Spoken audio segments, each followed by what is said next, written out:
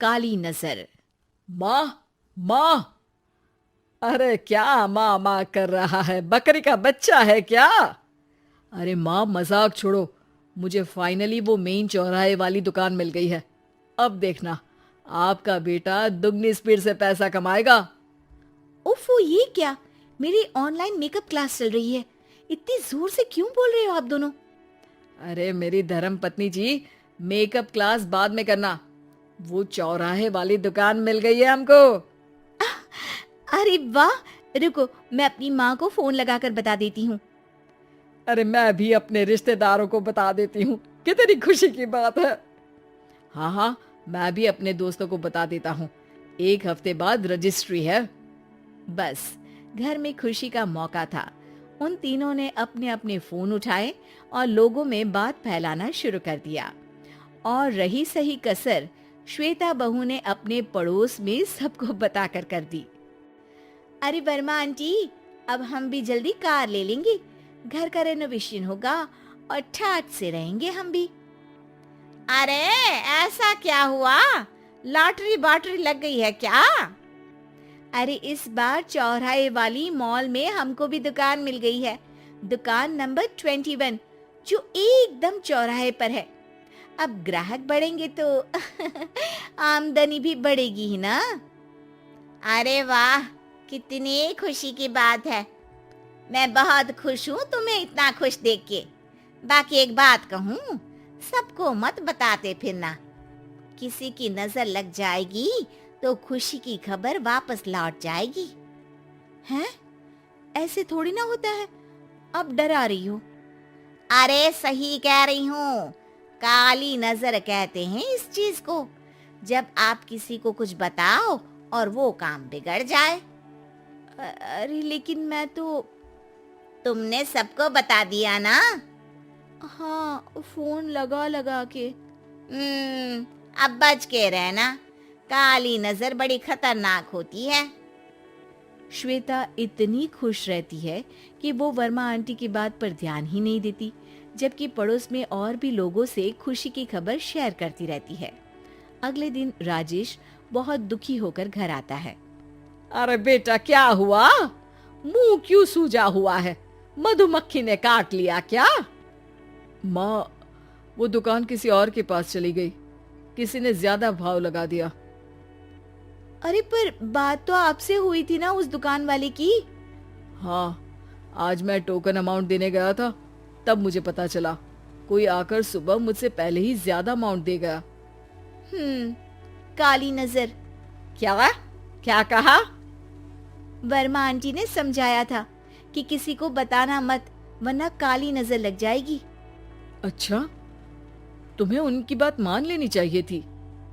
उनकी बात मान लेती, लेकिन उसके पहले ही सबको बता चुके थे ना हम तीनों। अरे अगली बार से ध्यान रखेंगे। कोई भी नई चीज होगी तो किसी को नहीं बताएंगे।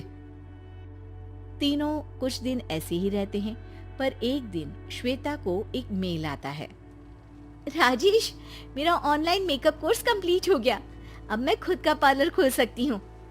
अरे वाह, अपने मोहल्ले में ही खोलते हैं। ये जो घर के सामने दुकान है ना, वहीं। हाँ, यहाँ सस्ती भी मिल जाएगी। अगले दिन श्वेता वर्मा आंटी के पास जाती है, मिठाई का डब्बा लेकर। अरे आओ आओ, कैसे आना हुआ? जोर से नहीं बोलूंगी। वो सामने वाली दुकान है ना, वहाँ मैं अपनी पार्लर की दुकान खोलने वाली हूँ। उसकी मिठाई है। अरे वाह, बहुत बधाई हो तुमको। हाँ, मैं कमाने लगूंगी तो राजेश पर पूरे घर का बोझ नहीं रहेगा ना आंटी जी। ये तो है। पर ये बता कि तूने ये बात किसी और को तो नहीं बताई ना? अरे नहीं नहीं, पिछली बार गलती कर दी थी। काली नजर लगी किसी की और राजेश के हाथ से वो दुकान चली गई थी। सबको मत बताना। चलो मैं चलती हूँ, कल दुकान की बात करने भी तो जाना है। अगले दिन श्वेता दुकान के लिए मालिक से बात करने जाती है। अरे लेकिन दुकान तो हम कल रात को ही किसी को दे चुके हैं। कल ही? हाँ, कल ही। 2 दिन बाद कोई यहाँ पार्लर भी खोल लेगा। अब कहीं और दुकान देख लीजिए। अरे पर हमको भी तो पार्लर ही खोलना था। भाई ये एक ही दुकान है, आधी आधी तो नहीं दे सकता ना मैं। राजेश और श्वेता घर पर हताश होकर आ जाते हैं। इस बार तो किसी को बताया भी नहीं था, अब किसकी काली नजर लग सकती है। सुनो, तुमने माँ को बताया था क्या? अरे कैसी बात कर रही हो, माँ की नजर थोड़ी ना लगेगी। पक्का तुमने किसी को नहीं बताया था ना? सिर्फ वर्मा आंटी को बताया था, उन्होंने ही मुझे किसी को नहीं बताने को कहा। अरे यार तुम भी सही हो, मेरी माँ को नहीं बताने को कह रही हो, पर वर्मा आंटी को बताना तुम्हें जरूरी लगा। अरे वर्मा आंटी ने ही तो काली नजर के बारे में बताया था ना, वो हमेशा हमारा भला ही तो चाहती है। मेरी माँ भी हमारा भला ही चाहती है। अरे पर चिल्ला क्यों रहे हो, बात नहीं कर सकते क्या आराम से? नहीं आता वो आराम से बात करना, और करना भी नहीं चाहता हूं मैं। दुकान जाने का दुख गुस्से में बदल गया था और राजेश और श्वेता में बात बंद हो गई थी। 2 दिन बाद मोहल्ले में पार्लर का इनॉग्रेशन हुआ, जिसमें मोहल्ले के सभी लोगों को बुलाया गया, पर श्वेता, राजेश और माँ नहीं जाते। माँ अंदर आ जाओ, क्या देख रही हो? अरे नया पार्लर देख रही हूँ अपने आंगन से। देखो, माँ को दूसरे का सुख देखने में कितना मजा आ रहा है, मेरा दुख नहीं दिख रहा इन्हें। यहाँ मेरा पार्लर भी तो हो सकता था। अरे चुप रहो यार, हर बात में लड़ाई क्यों ढूंढ रही हो? राजेश और श्वेता फिर बहस करने लगते थे। तभी माँ ने दोनों को बाहर बुलाया। अरे जरा देखो तो, दुकान चलाने वाले का बोर्ड पर नाम क्या लिखा है? श्रुति वर्मा। गाड़ी निकाले बेटा, हमें कहीं जाना है। काली नजर का इलाज कराने। राजेश अपनी बाइक निकालता है। तीनों ट्रिपलिंग कर रहे हैं। माँ राजेश को उस मॉल वाली दुकान पर लेकर जाती है जहाँ राजेश अपनी दुकान खोलने वाला था।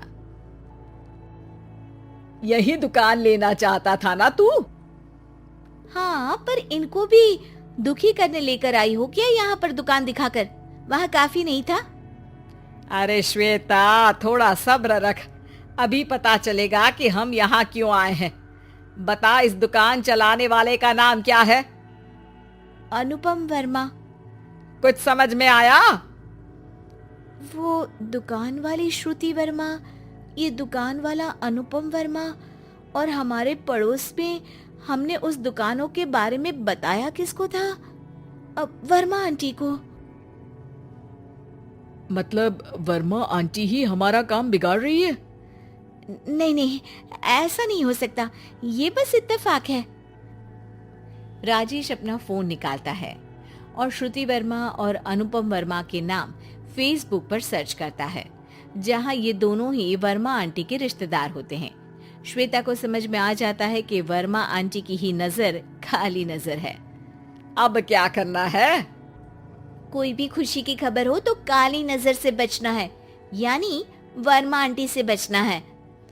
अरे पर मुझे ये समझ में नहीं आया कि वो हमारे साथ ऐसा क्यों करेंगी।